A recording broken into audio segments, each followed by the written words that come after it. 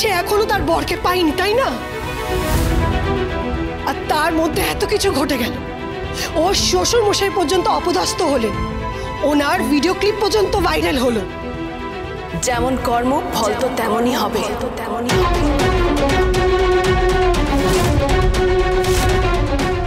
যেমন কর্ম ফল তেমনই হবে। আমি তো ভাবতেই পারছি না যে একজন ভদ্রলোক সে কিনা স্কুলের গেটের সামনে দাঁড়িয়ে গুন্ডামি করতে পারেন। দুটো শিশুর ভবিষ্যৎ নষ্ট করার জন্য গুন্ডা লাগিয়ে তাদেরকে দিয়ে বোমা ফেলানোর চেষ্টা করতে পারেন, গুলি চালানোর চেষ্টা করতে পারেন, কেওস ক্রিয়েট করার চেষ্টা করতে পারেন। ভেবেছো কোনোদিন? কোনোদিন ভেবে দেখেছো যে উনি কতটা নিচে নেমেছেন? নামবে না? কেন নামবে না? তার তো ছেলে, ছেলের জন্য এইটুকু করবে না? সেই ছেলে একজন ক্রিমিনাল, সে কুসঙ্গে পড়েছে, স্পয়েলড ব্রাট একটা। দুটো বাচ্চাকে কিডন্যাপ করার চেষ্টা করেছে, তার সাজা তো পেতেই হবে। আফটার অল আইন তো আর কর্ণ চ্যাটার্জির পৈতৃক সম্পত্তি নয়। ভূমিকার বেশ কথা ফুটেছে দেখছি।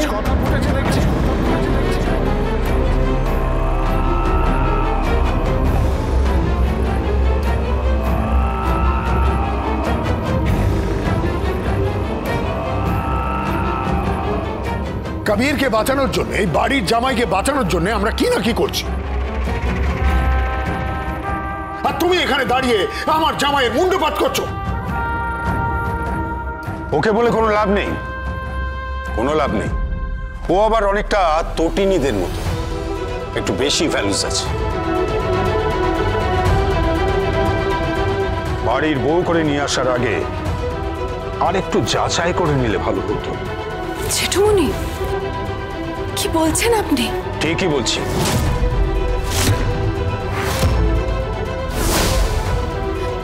ওর কথা বাদ দিন, কি খবর হলো?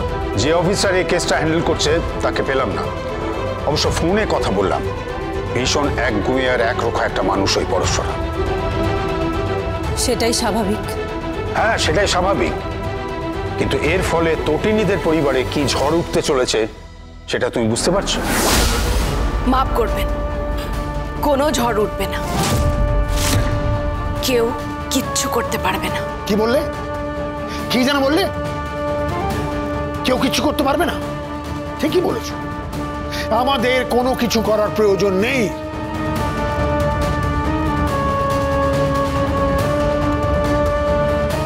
করবেন সেই মানুষটা যার নাম কর্ণ চ্যাটার্জি, যার ছেলে গেছে, ঘর গেছে, বাহির গেছে, মান সম্মান গেছে, সব গেছে, সব গেছে। সব সব তার রেপুটেশন, গুডউইল সবটা গেছে।